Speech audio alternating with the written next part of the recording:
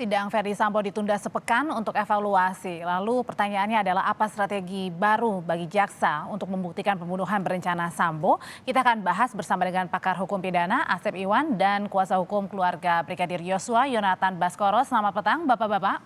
Selamat petang, Mbak. Saya ke Mas Yonatan dulu. Mas Yonatan, setelah kemarin sidang dievaluasi 1 pekan, apa yang kira-kira kuasa hukum harapkan, utamanya nanti dari keterangan Eliezer? Iya, saya masih konsisten. Hasil evaluasi kejaksaan itu kemarin saya sampaikan lebih fokus mengevaluasi saksi-saksi yang kelihatannya berbelit-belit, begitu ya. Jadi kemarin hakim sudah menegur, jadi tidak heran lagi kalau misalkan pada kesaksian-kesaksian saksi yang berikutnya, jika masih menyampaikan kesaksian-kesaksian yang berbelit atau bohong begitu, saya rasa hakim bisa mengeluarkan penetapan lalu kemudian tahan itu. Begitu, Mbak. Terkait Richard Eliezer ya tentu kami konsisten dengan apa yang kami sampaikan sejak awal. Richard ini kan sudah mengajukan diri sebagai GC. Nah, tentu tidak bisa bermain-main lagi sehingga dia harus bercerita memang apa sebetulnya yang dia ketahui sesuai fakta dan tidak ada lagi yang dipleset-plesetkan begitu, Mbak. Pada saat di persidangan kemarin kan ada saksi Susi, ada saksi Kuat yang mengaku tidak tahu dengan pelecehan seksual atau apa yang terjadi yang dialami oleh Putri pada saat di Magelang. Nah, apa pesan yang keluarga Yosua ingin harapkan dari jaksa sehingga bisa membuktikan pembunuhan berencana ini? Ya, kalau dari kami tentu harapannya adalah fokus saja kepada pokok perkaranya, yakni pembunuhan berencananya. Bagaimana membuktikannya? Menurut saya juga tidak terlalu sulit, karena memang ini jelas direncanakan nanti akan dicek bahwasannya memiliki waktu tenang untuk berpikir sejenak sebetulnya itu sudah masuk kategori pembunuhan berencana begitu. Namun terkait dengan apa yang diangkat tentu kami memprotes keterangan-keterangan saksi dalam hal ini tidak mendasar karena hanya victim profiling saja yang diangkat sedangkan sisi buruk atau sisi-sisi lain dari FS dan PC ini sendiri tidak diprofiling. Nah, ini kan menurut saya tidak fair. Seharusnya ada fairness di sini baik korban maupun para terdakwa begitu, Mbak. Nah, kalau tadi Mas Yonatan sebagai kuasa hukum sudah menyebutkan ada victim profiling, sepertinya ini menyudutkan justru malah menyudutkan korban Kang Asep. Yang dilihatnya sebenarnya apa sih dari beberapa minggu ini yang jaksa ingin buktikan ketika menghadirkan ajudan, menghadirkan orang dekat atau bawahan dari Verdi Sambo dan Putri?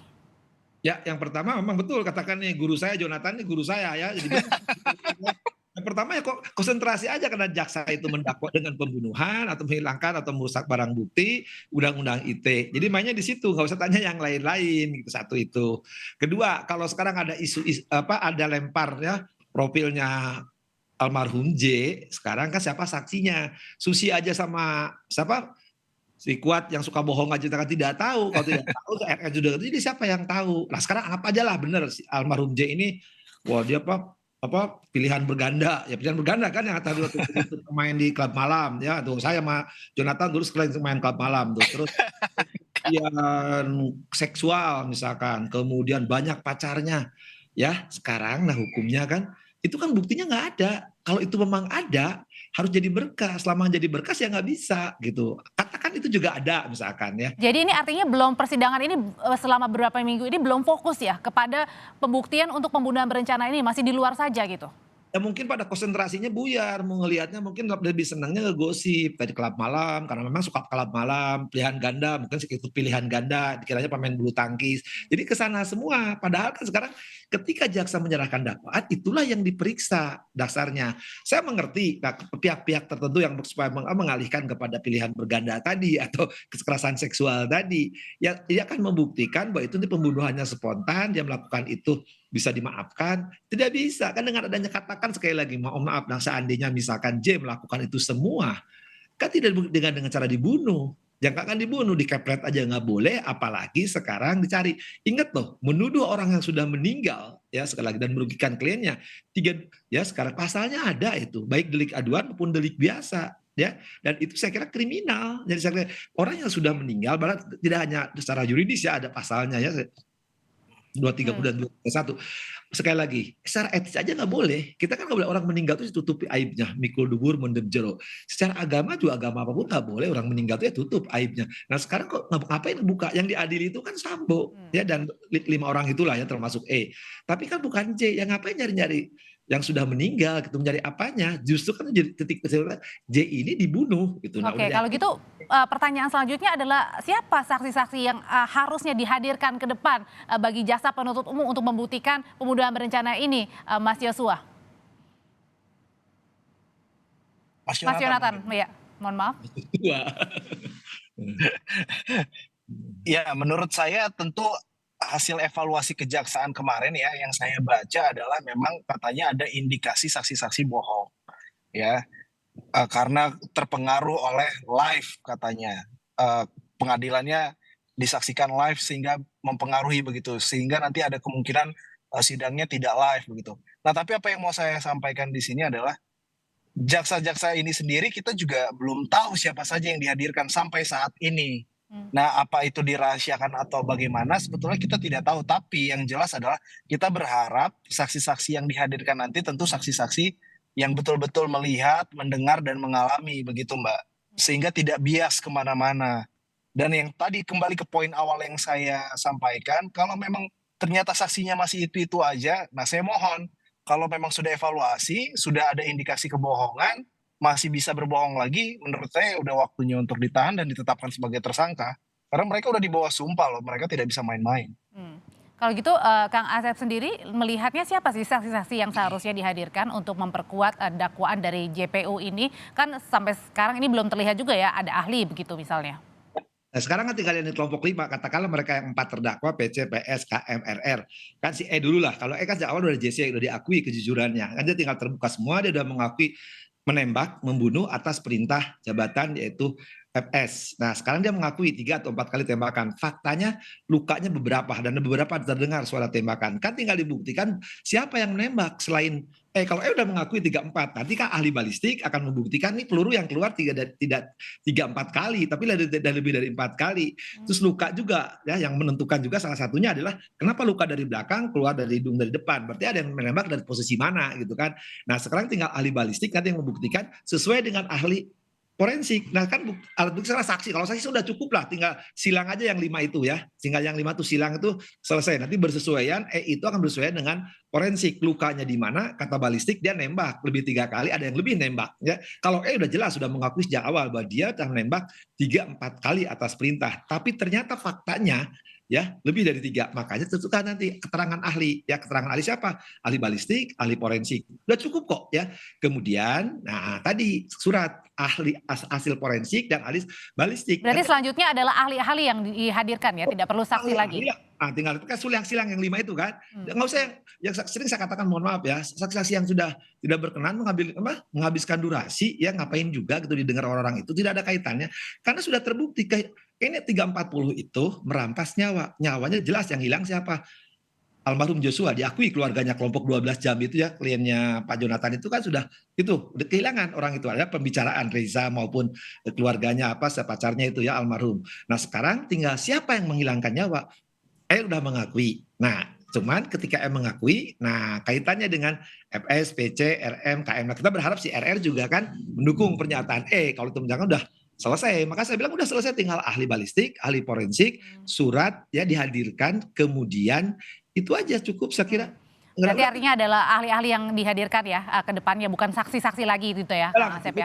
Asiman cukup mereka aja 4-5 itu disilang aja. Nanti kan jadi terdakwa, mereka jadi saksi, si FS jadi terdakwa, jadi saksi. Tinggal itu, nanti hakim tinggal menilai kan bersesuaian yang mana. Nah, saya berharap nanti kesesuaian dari sama RR ya, bersesuaian juga dengan ahli ya, itulah saya satu sama lain ya, sesuai dari 185 ayat 6 itu hakim menilai telah terjadi pembunuhan berencana gitu. Berikutnya adalah kalau misalnya ini kan kemarin masih digabungkan beberapa sidangnya, ini tetap saja ya untuk Ya, lebih kalau baik.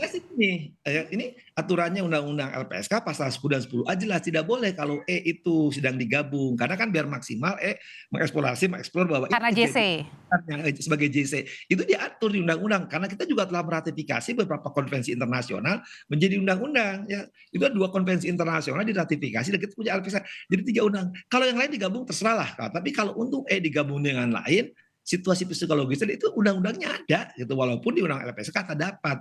Tapi sejak awal juga pemisahan. Maka di luar negeri kan sekarang katakan tidak dituntut ini karena kejujurannya membuka ini kan gara-gara semua kan setelah didorong oleh pihaknya Jonathan dan kawan-kawan bahwa ini ada sesuatu yang memang janggal di awal, bukan tembak-menembak pembunuhan. Nah, Ya. dibukalah oleh Nah, ketika di sidang jangan disatukan. Tapi kalau sekarang para pihaknya setuju ya sudah, mau diapain lagi, yang penting kita RR ya jujur lah gitu ya apa adanya, bahwa yang terjadi itu memang yang nembak di selain ada juga Ya. yang menembak lain. Nah, itu harus dibuktikan di persidangan, tinggal dikejar oleh jaksa. Kalau FS nyangkal, FPC ngapa mah terdakwa kan keterangan terdakwa berlaku bagi dirinya, itu 189 ayat 3.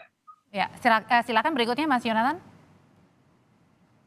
Ya, saya sepakat dengan apa yang semua disampaikan oleh Kang Asep, itu clear dan jelas. Nah, ini kan nanti akan jadi pertarungan di dalam persidangan, yaitu pertarungan saksi-saksi ahli nanti yang dihadirkan. Nah, ini seperti kasus Jessica Mirna ini yang kemarin bertarung kan keterangan-keterangan saksi ahli ini. Nah, kami berharap juga, terutama ini untuk ahli forensik nanti, psikologi forensik, yang katanya dari penasihat hukum sebelah sana memiliki bukti-bukti pelecehan seksual yang katanya salah satunya adalah psikologi forensik. Nah, ini psikologi forensik yang mana yang dipakai? Nah, ini kan kita nggak tahu ini. Dan itu juga perlu Gitu loh, dihadirkan Mbak. juga kah psikolog forensiknya yang pada saat itu memberikan penilaian atau assessment kepada Ibu Putri? Atau yang netral Ya, saja? ya, yang harus yang netral dan kredibel. Ya, saya rasa yang Nah, Jonathan jangan sampai ahli pendapat sesuai dengan pendapatannya, nggak lucu lah gitu ya. iya, betul, betul. Carilah Harusnya ahli yang memang betul-betul. ahli gitu, bukan ahlinya tadi Betul. ahli bersaksi, saksi berahli gitu. Jadi Kalau dari pihak keluarga sendiri ada titipan nggak apa yang mungkin ingin diungkapkan juga pada saat beberapa kali proses persidangan ini yang sudah hampir 1 bulan ya kurang lebih ya? Ya, yang disampaikan oleh keluarga ini nyawanya sudah dibunuh, karakternya jangan dibunuh lagi lah. Ini kan kejam banget nih menurut kami, kuasa hukum dan keluarga.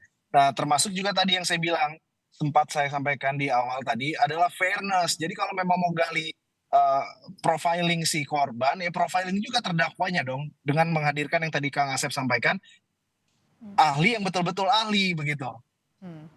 Kalau Kang Asep untuk kemudian ini kan 1 minggu sudah ditunda, ada evaluasi seharusnya ada perbaikan ya ke depannya.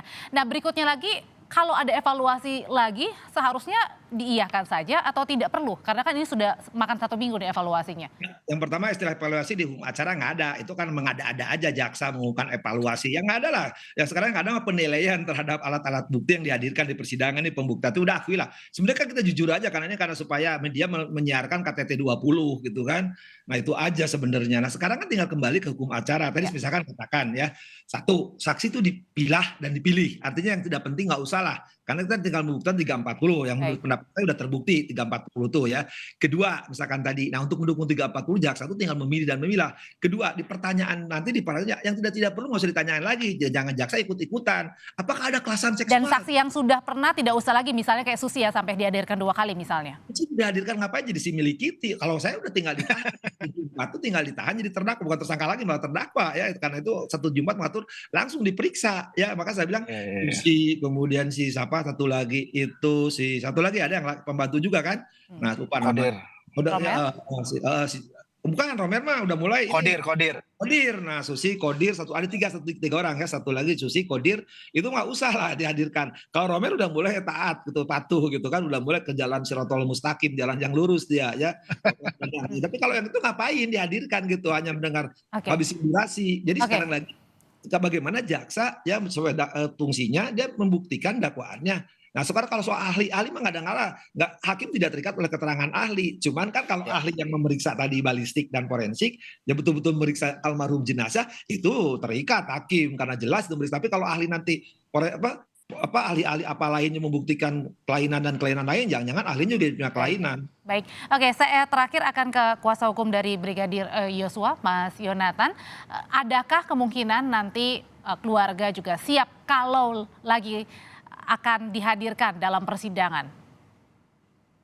Ya, pada dasarnya keluarga akan selalu siap dan taat serta patuh terhadap panggilan hukum demi kepentingan keadilan di Republik ini. Artinya keluarga ini sangat menghormati hukum kita, ya hukum Republik kita, sehingga apapun itu nanti misalkan ada panggilan dibutuhkan lagi, ya kita pasti akan hadir.